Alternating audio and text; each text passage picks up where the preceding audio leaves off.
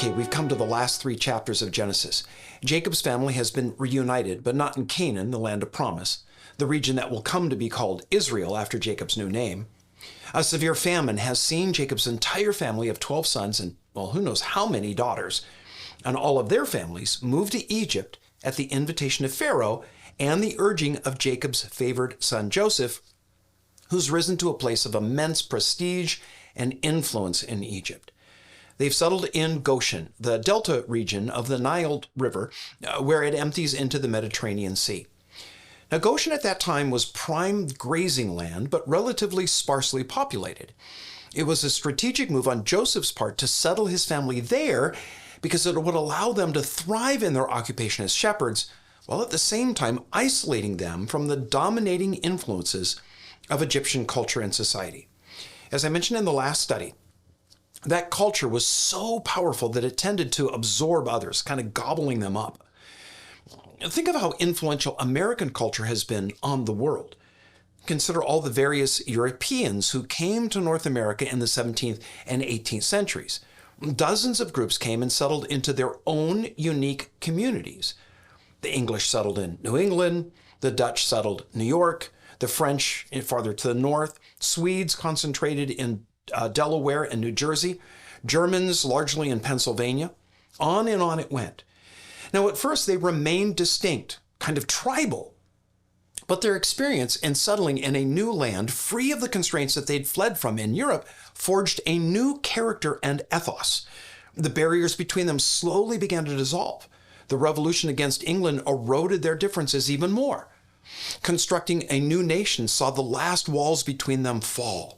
They were now Americans rather than English, Swedes, Germans. Then, as Americans, well, they began building a society that over the next 200 years rose to become a superpower with a standard of living higher for the most people than any other time in history. The technologies that America invented became products and services mass-produced by its industries. Those products and services then went out to the entire world, mostly through the influence of media channeled through now globally ubiquitous devices like televisions, smartphones. Movies and television shows transport American culture and fashions around the world. Well, Egypt was that to the 20th century BC world of the Eastern Mediterranean. It exported its culture to its neighbors. When famine saw those neighbors moving into Egypt for closer access to the one place that had food, they were absorbed into it. They were Egyptified, if you will. Joseph knew the danger that Egypt presented to his family and them remaining the carriers of God's promise. He knew that Egypt was not where his family belonged. They were only supposed to be there as long as the famine was. And then they needed to return to the place that they belonged, the land of Canaan. And so he situated them in Goshen, where they'd be somewhat isolated from the influences of Egyptian culture. The problem Joseph did not foresee was the change that was coming to Goshen. A later Egyptian dynasty that was hostile to foreigners would develop Goshen and turn the children of Israel into a coerced workforce. Verse 1. Now it came to pass after these things that Joseph was told, "Indeed, your father is sick." And he took with him his 2 sons, Manasseh and Ephraim. Well, Jacob's family has settled in the Nile Delta. Joseph is still living in the capital, which is farther to the south. So when word reaches Joseph that his father, Jacob, has become ill, he packs up his 2 sons and heads out to see Jacob. Verse 2. And Jacob was told, "Look, your son Joseph is coming to you." And Israel strengthened himself and sat up on the bed. Then Jacob said to Joseph, "God Almighty appeared to me at Luz," remember that's the old name for the town that comes to be known as Bethel, "in the land of Canaan, and blessed me, and said to me, Behold, I will make you fruitful and multiply you, and I will make of you a multitude of people, and give this land to your descendants after you as an everlasting possession.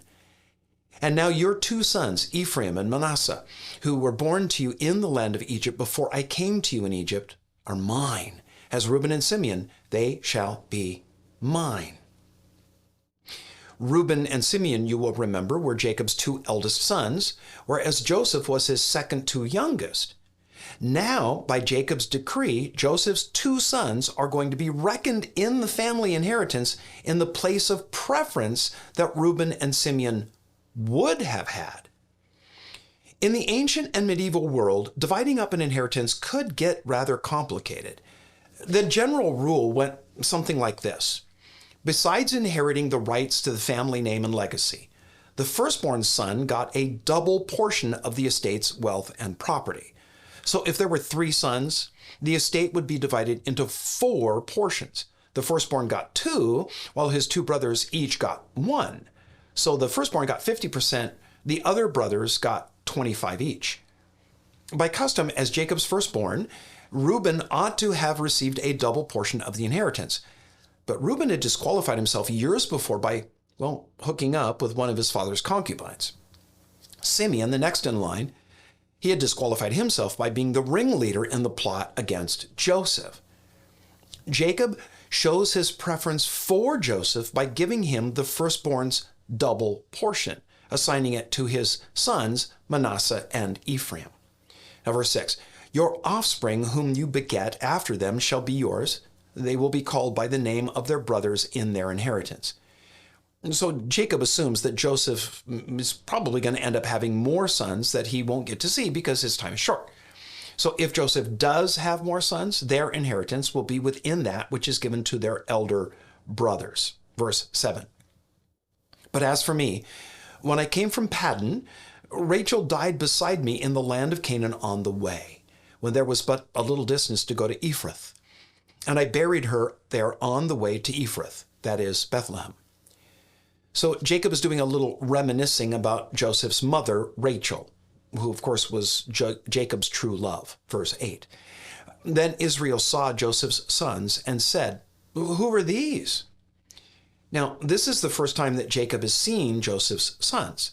And so he does the typical grandfatherly thing. Oh my, who are these fine-looking young men? Verse 9. Joseph said to his father, they are my sons, whom God has given me in this place. And he said, please bring them to me, and I will bless them. Now the eyes of Israel were dim with age, so that he could not see. And Joseph brought them near him. He kissed them and embraced them.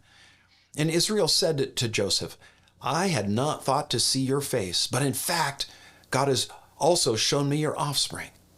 So Joseph brought them from beside his knees, and he bowed down with his face to the earth. So the boys were old enough that they only came up to Joseph's knees. When Jacob blessed them, he had to bend over. We read on then in verse 13, and Joseph took them both, Ephraim with his right hand towards Israel's left hand, and Manasseh with his left hand towards Israel's right hand, and brought them near him. So the right hand is the hand of favor. Joseph brought the boys to his father so that Jacob would set his right hand, the hand of favor, on the firstborn's head, that is Manasseh's. Verse 14, then Israel stretched out his right hand and laid it on Ephraim's head, who was the younger, and his left hand on Manasseh's head, guiding his hands knowingly, for Manasseh was the firstborn.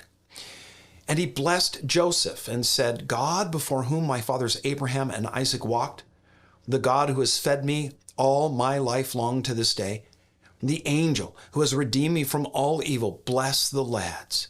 Let my name be named upon them, and the name of my fathers Abraham and Isaac, and let them grow into a multitude in the midst of the earth.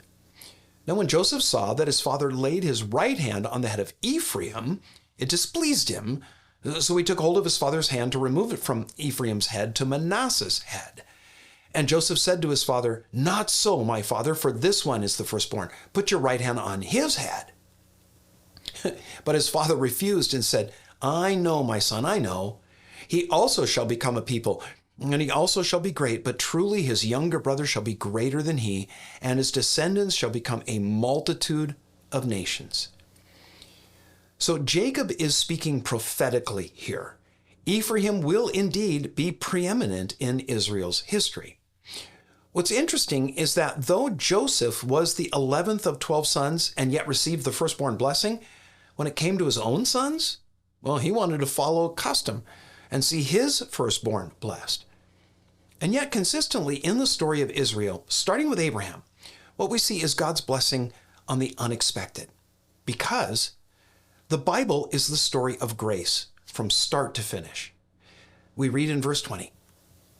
And so he blessed them that day, saying, by you Israel will bless, saying, may God make you as Ephraim and Manasseh. And thus he set Ephraim before Manasseh. And then Israel said to Joseph, behold, I am dying, but God will be with you and bring you back to the land of your fathers. Moreover, I have given to you one portion above your brothers, which I took from the hand of the Amorite with my sword and my bow. Again, by making Joseph into 2 tribes through his sons, he gives him twice as much as his brothers. Now, Jacob drops something of a bomb here when he says that part of the land that Joseph's sons will have allotted to them was taken by him by force. That can't refer to Shechem and what Simeon and Levi did in massacring the Shechemites, because Jacob disavowed and distanced himself from all of that. In fact, they had packed up and moved away as fast as they could. So there's a whole chapter of Jacob's sojourn in Canaan that we don't know about. When he had to apparently battle some Amorites, he defeated them and took possession of their territory. This is why verse 22 is helpful and instructive to us. It reminds us that the Bible is not exhaustive. It doesn't give us the complete story. It doesn't tell us everything that happened in the lives of those that it recounts. It stretches out the broad outline and tells us what we need to know, not all that we might want to. Now, though this is shorter than one of our usual studies, we're going to have to end here because the next chapter has a lot to look at, and it's too much for us to go into now.